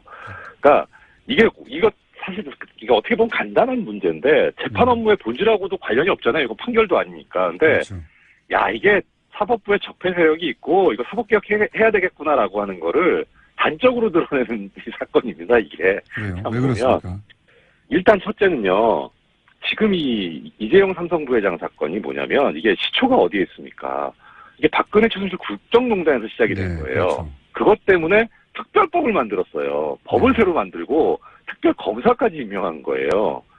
이거는 다른 사건하고 다른 겁니다. 이게 주권자인 국민이 이건 특별하게 수사해가지고 특별하게 처리를 하라라고 명령을 해가지고 법도 새로 만들고 검사도 새로 임명해서 한 건데 이거를 그냥 이거 이렇게 하는 게 무죄 추정, 뭐 공공의 이익, 뭐 사생활 보호 이걸 지금 따질 문제가 아니고 주권자의 의사가 뭐냐를 중시를 해야지 어떻게 옛날에 그런 거 가지고 뭐 물론 그 가치가 뭐 전혀 몰가치적인 건 아니지만 그렇게 중심을 둬야 될 부분은 아니고요. 또 하나는요, 무죄 추정 얘기하는데요. 말은 맞아요. 그런데 헌법에 뭐라고 돼 있냐면요.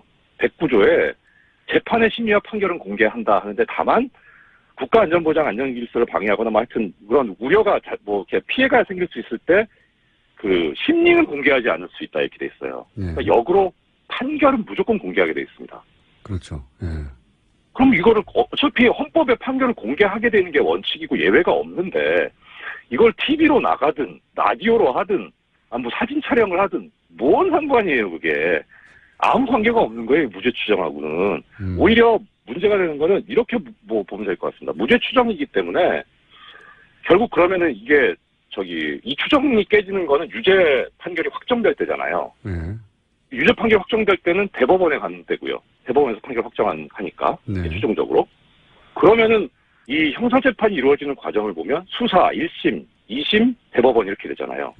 이렇게 해서 최종적으로 유죄가 선고가 된다고 보면은 그러면 이 과정들이 쭉 갈 때 추정력이 조금씩 희미해져 가는 거죠. 깨져가는 거죠. 근데 비교를 해봤을 때 수사 단계에서 항상 문제되는 게 피사실 공표가 문제가 됩니다. 수사기관이 수사를 했는데 이러이러한 혐의로 이제 뭐 기소를 했다거나 영장 청구했다거나 이렇게 공표를 하죠. 이거 범죄거든요. 근데 그런 범죄 행위에 대해서 대법원이 위법성이 조각된다고 인정해주는 때가 있습니다. 그 요건하고 비교해보면 이거는 안 맞아요, 이 결정은. 그런 경우에도 허용이 되는데 이 경우에 무죄 추정 때문에 허용이 안 된다? 이거 경감부입니다. 알겠습니다. 그 대목에서 흥분하신 것 같고. 그런데 예.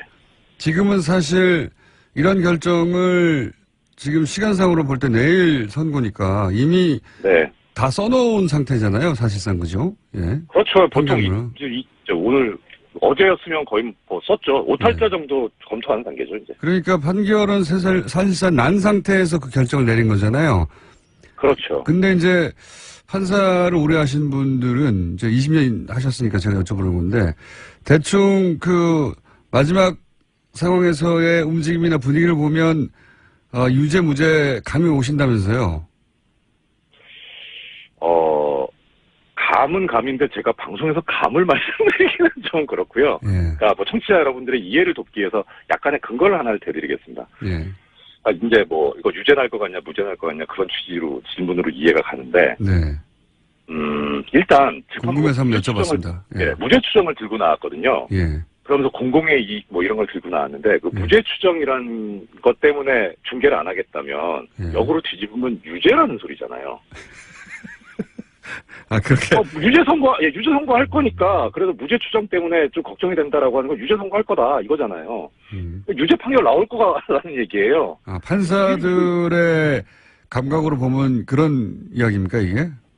그런데 이제 문제는 그 재판부에서 이제 이 비공개 결정을 하면서 했던 얘기가 이제 뭐 공공의 이익과 뭐 침해되는 법이 있고 이 얘기를 했는데 죄송합니다. 그 침해되는 법익 관련해서 이재용 부회장은 뭐 어떻게 보면 공인이라고 할 수 있으니까 그러니까 이건 이제 재판부 결정이 맞다고 하는 걸 전제로 말씀드리는 겁니다. 어느 정도 공인이니까 유죄가 선고되더라도 공공의 이익이 더 크다고 볼 수는 있어요. 근데 그 외에 삼성 임원들은 사실 잘 알려지지 않은 인물들이기 때문에 아는 사람들이나 알지 이 사람들이 유죄가 선고가 되면 어떻게 보면은 재판부에서 우려하는 어떤 그 개인 그 뭐 비밀이라든가 뭐 개인적 법익이 침해될 수 있는 우려가 있죠. 그러니까 무죄 추정 때문에 비공개했다고 하면은 이거는 최소한 삼성 임원들은 유죄겠구나라는 소리하고 거의 비슷합니다. 이재용 부회장까지는 모르겠으나. 자, 내일 선고 결과가 나오고 저희는 내일 오후에 나오고 저희는 오전 방송밖에 없으니까 월요일 날 그러면 그 결과를 놓고 이정열 부장판사님이 유죄일 것 같다는 심정을 말씀하셨는데 만약에 무죄가 나온다거나 일부가 마음에 들지 않는 판결이 나왔을 때 스튜디오에 나오셔서 큰 벌을 받으시길 바랍니다. 치킨 사가지고 가겠습니다. 오늘 여기까지 하겠습니다. 감사합니다. 네, 고맙습니다. 이정렬 전 부장판사였습니다.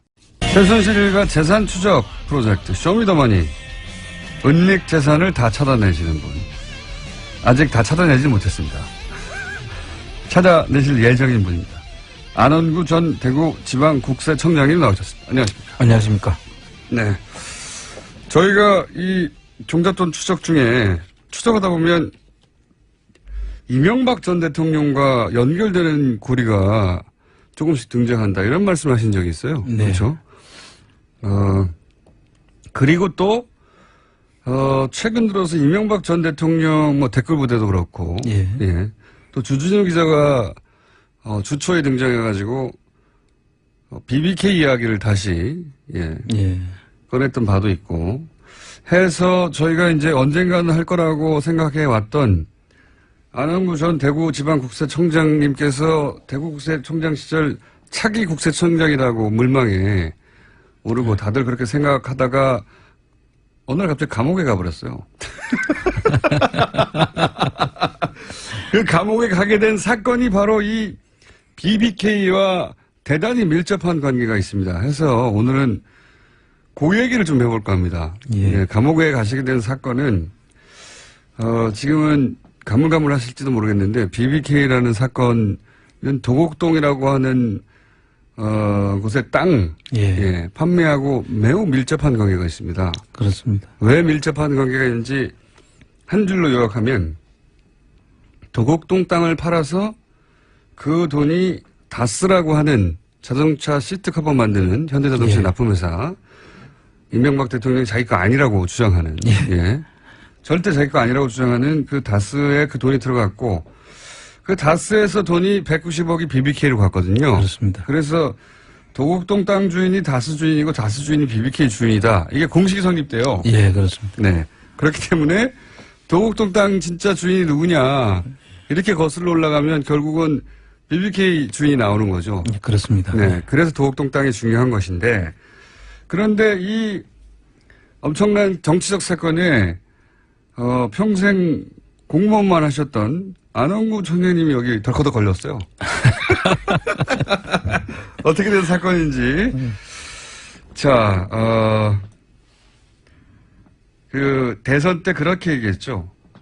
이명박 전 대통령이 내가 BBK 주인이면 대통령 그만두겠다. 네. 그런 말까지 했을 정도로 절대 부인했던 그렇습니다. 사건인데 그런데 이제 도곡동 땅 주인이 이명박 전 대통령이라고 하는 전표 그렇게 표시가 된 전표가 있었고 그거를 본인이 원하지 않았는데 봐버린 거죠. 그렇습니다. 원하지 않았는데 찾은 게 아니라 그냥 봐버린 거죠. 예. 그때를 좀 설명해 주십시오. 예. 2007년 한 7, 8월경으로 지금 기억이 되는데 한 10년 정도 됐죠. 예. 됐는데 그 당시에 제가 이제 그 포스코 건설 그렇게 도곡동 땅을 산 회사가 포스코 건설입니다. 예. 그 회사를 정기 세무조사를 하고 있었어요. 정기세무조사. 대구지방국세청에서. 예정돼 있던 정기세무. 그렇습니다. 예. 그래서 그거를 조사를 하고 있는데 그 과정에서 갑자기 이제 그 조사국장과 조사과장 그다음 팀장이 저한테 급한 보고가 있다고 해서 제 방을 들어오게 됩니다. 예. 그래서 이제 보고를 받아 보니까 지금 아까 이야기하신 그 전표 만 아니고 몇 가지 서류가 더 첨부된 도곡동 땅 문서라고 하는 게 이제 하드카바에 무슨 색깔이었습니까? 노란 색깔이었던 걸 기억을 하는데요. 하드카바에 그 위에다가는 도곡동 땅 165- 몇 번지 뭐 이런 식으로 세 개의 필지가 이제 기록이 돼 있고 그 밑에 중간에 왜 흰색으로 이렇게 돼 있지 않습니까? 저희가 전표로 본 적이 없어요. 그 하드카바 양식이 그렇습니다. 아, 하드카바 양식이 제목으로. 예. 그런데 그 밑에에 실소유주 해서 손글씨로 크게 땡땡 이명박 이런 식으로 돼 있었죠.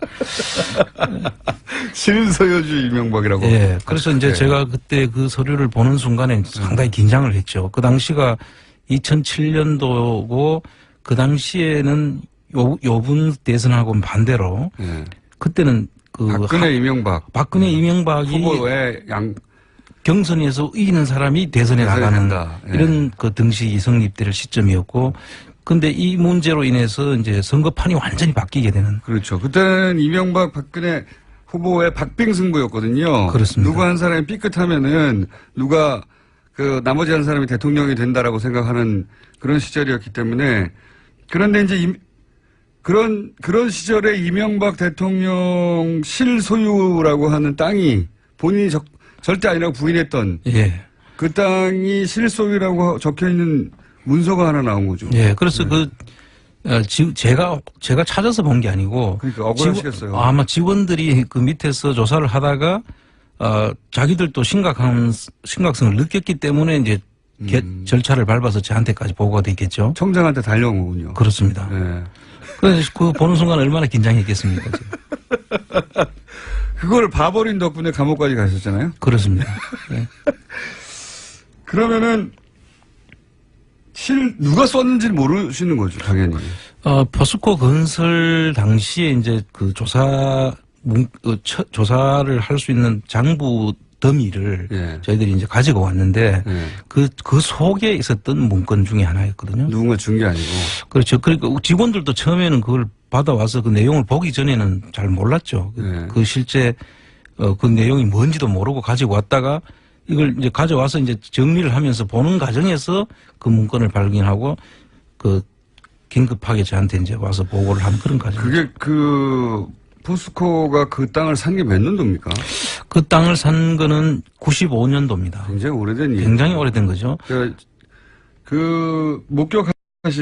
목격이라고 해야 되겠네요. 그렇죠. 목격하신 때로부터 12년 전에 땅을 구입했고, 그게 아마 땅을 구입하면서 포스코가, 이 땅 실제 주인은 그때 당시에는, 국회의원이었죠, 아마. 그렇죠. 이제, 95년도 96년도에 국회의원이 되는데. 국회의원 되기 직전이죠. 예, 96년도인가 거기에 세계일보에도 그 사실 나중에 보니까. 맞습니다. 그 세계일보 기사가 있었더라고요. 맞습니다. 예. 근데 이제 이 사실 실소유주 논란이 있는 땅을 그때 팔았다 뭐 이런 얘기가 있었어요. 그렇죠. 예. 그때는 언론이 보도를 했어요. 예. 그렇습니다. 그래서 2007년도에 저희들이 조사 대상 연도는 2002년도, 3년도였거든요. 정기조사는 2년을 보통 조사를 하는데, 그러니까 2002년, 3년도 조사 대상인데, 그 서류는 95년도 서류잖아요. 왜 거기 들어있었을까요? 저도 이해가 잘 안 됐는데, 그 당시에 어쨌든 그 포스코 건설에서 어떻게 보면 자기들이 그 실소유주 논란이 한참 있었던 그때 김만재 당시 그 포스코 회장 하시던 분이 그걸 실소유주 이명박 씨라는 이야기도 한번 한 적도 있었던 걸로 나중에 보니까. 나중에는 부인했죠. 예, 나중에는 부인했고 처음에는 그런 이야기가 있었는데 그 부분에 대한 자기 검증이 아니었을까 하는 생각도 있고요. 일부러 포스코 측에서 서류를 넣었을 수도 있고요. 혹은 뭐 그 내부에 양심적인 누군가가 넣었을 수도 있었고요. 그럴 수도 있습니다. 하지만 포스코에 되물어보지는 않으셨죠. 예, 되물어볼 수도 없었던 게 이게 한 사람이라도 밖에 더 나가면 그 당시 국세청 입장에서는 정치 한복판의 해오리로 이제 저희들이 작용을 할 수가 있어서 그 정치판이 완전히 흔들리는데 그 한가운데 우리가 들어가는 것이 상당히 두려웠고 공무원으로서는 절대 거기에 휘말려서는 안 된다. 그 판단을 제가 그 당시에는 했었던 것이고요. 그래서 보긴 봤는데 야 이거는 그냥 덮자. 네, 그렇죠. 우리가 감당할 수 있는 사안도 아니고 공무원이 갑자기 정치적 그 소용돌이 속에 들어간다. 대구구세청이 어떻게 될지 모른다. 이렇게 생각하셨군요. 그렇죠. 완전히 그 당시에 그렇게 되었으면 뭐 대구국세청이 대통령을 바꾸고 말고 하는 그런 결정적인 순간이 됐겠죠. 지금이라면은 공개하셨을 텐데. 지금도 좀 많이 생각을 해야 될 정도로 심각한 문제죠. 그다음 공무원으로서는 그렇게 하면 안 되는 것이거든요. 두려우셨겠습니다. 이와간 그래서 그때 같이 본 사람이 몇 명 됩니까? 그러니까 그 당시에 저한테 이제 보고를 들어와서 한 사람이 국장, 과장, 이제 팀장이었고 그 밑에도 반장도 있고 또 그 여러 사람이 있습니다. 조사를. 그래서 제가 볼 때는 최소한 10몇 명 정도는 같이 이 부분을 공유했다고 저는 보고 있습니다. 직접 보고한 사람은 당연히 알고요. 예. 근데 나중에 이게 문제가 됐을 때 이분들이 봤다고 하지 않고 부인했죠. 그렇죠. 그분들은 이제 제가 그때 이 문제로 인해 가지고 문제가 되고 난 다음에 이 문제가 불거졌고 그 당시에 또 중간에 감찰 조사도 이제 내려갔었고 근데 그 감찰 조사를 처음 내려갔을 때는 내부 조사였기 때문에 이걸 사실이라고 이야기를 했습니다. 처음에 내부 감찰했을 때는 이야기했는데 나중에 검찰 조사에서는 그런 사실이 없다라고 했다고 해요. 제가 직접 듣지는 않았는데 그런데 나중에 들은 이야기는 이거를 덮는 쪽으로 유도를 했다. 누군가가 누가 유도했답니까? 검찰 쪽 조사에서도 그 조사를 받은 직원의 전언에 의하면 이걸 이제 이야기를 사실대로 이야기 안 하는 쪽으로 방향을 이야기했다고. 거짓말 하라는 거잖아요, 그러니까. 뭐 대놓고 한 건 아니겠지만 그때 그 현직에 있었고요. 또 그 직원들은 이명박 정권 하잖아요. 그 제대로 하면은 그 직원들이 아마 근무를 할 수가 없었겠죠. 어쨌든 그때 봤던 사람들이 나는 못 봤다고 다 말을 바꾼 것으로 알고 계시다는 거죠. 예, 지금까지는 그렇게 알고 있습니다. 그리고 그걸 검찰이 유도를 했고. 예. 네. 그리고 나서 이게 이제 본격적으로 본인에게 이 고초로 인생을 완전히 바꾸거든요, 이 사건이. 인생을 바꾼 고초가 되기 시작한 게 어느 시점에 어떤 일로 되기 시작한 거예요? 근데 제가 그 이야기를 이제 감찰 직원이 이제 내가 MB 뒷조사를 한 사람이다라고 이제 그 청와대 에다가 보고가 돼 있었다는 거예요. 그래서 조난 자료에 나는 이명박 뒷조사를 한 사람이니까 이명박 정권 하에서 당신이 어떻게 얘기를 근무할 수 있겠느냐. 그래서 그런 얘기를 들으셨어요? 예, 사퇴를 하라.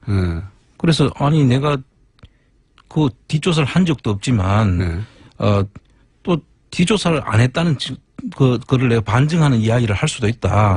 그래서 제가 전혀 그 이야기를 하지 말라고 했던 이야기를 내부적으로 제가 이야기를 하게 됩니다. 뒷조사를 했다고 저를 몰아붙이기 때문에. 뒷조사를 했다고 몰아붙임을 당해서 아니다. 난 뒷조사를 한 게 아니고 지금 말씀처럼 자초지종을 말씀하셨겠네요. 그렇죠. 오히려 내가 본 사람이지만 내가 그거를 공무원이 정치에 개입해서는 안 된다고 해서 그걸 덮었던 사람이지 어떻게 내가 그걸 본 사람이냐. 내가 뒷조사를 한 사람이냐. 이렇게 이야기를 하고 난 다음부터 그걸 전부 다 방향이 바뀌어집니다. 오히려 내가 그런 본 사실을 가지고 내가 이명박 정권하고 맞서려고 한다. 제가 이제 누군가 음해가 시작된 거네요. 김대중 노무현 정부에 청와대에 7년을 근무했다는 것을 이유로 저를 완전히 이명박 정권에 이제 맞서려는 사람으로 이제 둔갑을 합니다. 그래서 계속 누가 그렇게 만든 겁니까? 당시에 뭐 여러 군데서 아마 작용을 했을 것 같고요. 그 당시에 이제 청장이었던 한상률 청장하고 저하고 대립 관계에 있었고, 그 다음에 이제 청와대 민정이 나중에 저를 또 국세청에서 감금하는 사건까지 벌어지거든요. 감금을요? 예. 그래서 감금할 만큼 뭔가 험하게 안 생기셨는데 무슨 일로 감금을 글쎄 말입니다. 그때 그것도 그 직원들한테 수치스럽게 4명한테 내가 손을 잡혀가지고. 아, 그래요? 수사관도 아닌데 영장도 없이 그 국세청 간부를 그 빈방에 12시간을 감금을 하고 핸드폰을 뺐습니다. 국세청 직원들을 시켜서요? 시켜서 국세청 감찰 직원들이 저를 그렇게 하죠. 그런 일을 겪으셨고, 그렇게 치욕적인 일을 겪으셨네요. 그리고 나서 한편으로는 그런 얘기도 세간에 있지 않습니까? 한상률 청장이 본인이 국세청장이 되기 위해서 그 이전에 국세청장 1순위로 꼽히던 청장님에 대해서 이렇게 음해를 한 게 아니냐라고 하는 세간의 루머도 있었지 않습니까? 그 당시에 한상률 청장은 청장이 돼 있었고요. 이제 자기가 그 노무현 정부 정권에서 이제 청장으로 임명을 받은 사람인데 그 이명박 정부에서도 이제 다시 연임을 하려고 그렇죠. 했었죠. 임명이 아니라 연임. 그래서 연임을 할 때 이제 저를 또 이용을 합니다. 그래서 연임을 성공하고 난 다음부터는 저를 제거하는 작업에 이제 돌입을 하죠. 그리고 월간조선 기자가 이 사안을 앞뒤를 취재해서 보도를 한번 하려고 했었다면서요? 예, 그 월간조선 기자가 이제 처음에 이런 소문들이 이제 돌고 하니까 아마 취재를 했던 것 같고, 그 당시에 취재하는 과정에서 이제 도곡동 땅 이야기까지 이제 그 취재가 다 된 걸로, 제가 나중에 그건 밖으로 이제 보내지는 못했는데 그 사장화된 그 기사를 제가 본 적이 있습니다.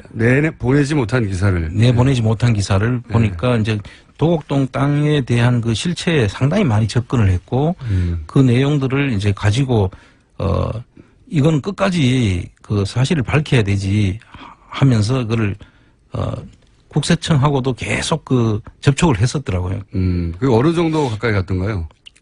거의 사실에 만나는 것 같기도 하고 저 직원들을. 그래서 그 사실이라는 것을 알고 실소유주가 이명박 전 대통령이라고 써있던 전표가 사실이었다는 걸 확인을 했던 것 같고요. 확인했다는 것 같고. 그리고 국세청이 이제 전방위적으로 이제 저한테 압박을 가해 올 그 시점에 그 전방 압박을 가하는 사람들하고도 다 인터뷰를 했더라고요. 그리고 나서 갑자기 미술품 강매 혐의로 체포되셨잖아요? 그렇습니다. 안원구 청장님이 미술품 강매 혐의로 체포가 돼가지고 미술품 강매 혐의는 모두 무죄가 났는데 예. 변호사법이 참 특이합니다. 변호사법 위반으로 2년간 감옥에 가셨어요. 그 기간에. 통상 나중에 알은 이야기인데 변호사법 위반으로 이렇게 그 실형을 사는 경우는 없다고 해요. 그리고 이것도 변호사법 위반도 정말 이해할 수 없는 변호사가 아니신데 어떻게 변호사법 위반이죠? 이렇게 구성을 했던 것 같아요. 그 당시에 이제 친구한테서 돈을 빌린 게 이제 물론 집사람이 빌렸는데 빌리면서 이제 그 차용증서도 쓰고 다 가지고 있고 우리가 빌렸다고 했고 수사를 빌려준 사람도 빌렸다고 했고 빌려준 사람도 빌려줬고 우리도 빌렸다고 했고 그게 있고. 다 미리 이제 다 이야기가 된 상황인데 다 있는데 계속 그 확인하니까 사실이 자꾸 맞아지잖아요. 빌려준 거 맞고 차용증도 그 자기들이 가서 압수수색 해가지고 찾아낸 차용증인데 그 상대방 그 빌려줬다는 그럼 친구. 뭐가 문제가 된 거죠, 근데 이제 나중에 계속 빌려줬다고 하니까 그럼 안 주면 안 받으려고 했다라는 말을 그래서 기록을 받아낸 거예요. 안 주면 안 받으려고 했다. 그럼 그걸로 진짜 실형을 사신 겁니까? 예, 그렇게 지금 구성이 되어 있습니다. 대단한. 그 기사를 왜 월간조선 기자 기사를 왜 못 냈답니까? 그 당시에 월간조선 기자 이야기로는 그 기사를 쓰고 나갈락 한다는 것을 알고 그 당시 국정원 국장이 여러 번 찾아왔다는 거예요. 국정원에서 나중에 그 기자한테 제가 들은 이야기인데 국정원 쪽에서 그 기사화 하지 말라고 여러 번 이야기를 했었고 또 그 당시에 그 박근혜 파일이라고 하는 걸 국정원 전 직원이 옛날에 그 작성한 분이 있습니다. 박모 씨라고. 그분이 자유총연맹에 있었는데 그분조차도 또 전혀 관계가 없을 것 같은 그분이 또 거기 찾아왔더라는 거죠. 그래서 그 기사화 못하게 여러 번 이제 막았고. 청와대에서는 청와대 그 대변인실에서도 그 청와대 대변인실에 있는 그 기자가 그걸 또 와서 그 기자하고 서로 알고 지내는 사이인데 그 기사를 하지 말라고 이야기를 들었다. 청와대 대변실에 있던 전직 기자가. 그래서 아마 전방위로 이 내용을 막으려고 했던 것 같습니다. 여하간 그거를 우연히 본 결과로 이제 강제 퇴직을 당하시고 그리고 미술품 강매 혐의로 일단 체포되신 다음에 그거는 무죄가 난 다음에 없으니까 돈을 빌린 거를 변호사법 위반으로 해서 2년 실형을 만기로 채우셨죠? 그렇습니다.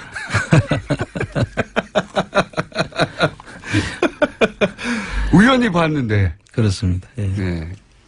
자, 그러면 다시 돌아가서. 그러면 도곡동 땅의 실제 소유주는 누구냐.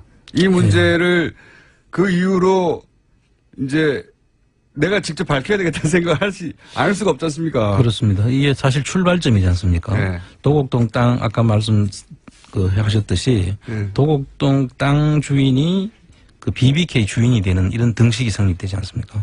그런데 이제 최근에 그 주진우 기자가 또 그 도곡동 땅에 관련된 돈으로 190억을 투자를 했다가 50억만 받고 140억은 스위스 크레딧 은행에 있었는데 그걸 받기 위해서 총영사를 LA 총영사를 변호사를 BBK를 임명하고 BBK 담당했던 변호사를 임명하고 또 민정에도 그 밑에 있던 변호사 직원을 다시 또 민정에다 채용을 해서 그 일을 담당하게 해가지고 대통령 있는 기간 동안 내내 이 BBK 관련 돈. 그렇죠. 네, 그걸 되찾으려고 했다는 거죠. 국가 기관을 완전히 사적인 자기 그 이익을 채우기 위해서 활용했다는 건데 그거는 있을 수 없는 일이죠. 절대 있을 수 없는 일이죠. 네. 네. 그래서 이렇게까지 자기 게 아니면은 왜 그런 조치를 했겠습니까? 그렇죠. 모두가 다 궁금해하는 거죠. 자기 게 아닌데 왜 그 돈을 그렇게까지 찾으려고 했느냐. 그렇죠. 자기 게 아니라고 주장했거든요. 전부 다. 계속 아니라고 주장하죠. 땅도 아니고 다스라는 회사도 아니고 BBK도 아니고 다 자기 게 아니라고 그랬는데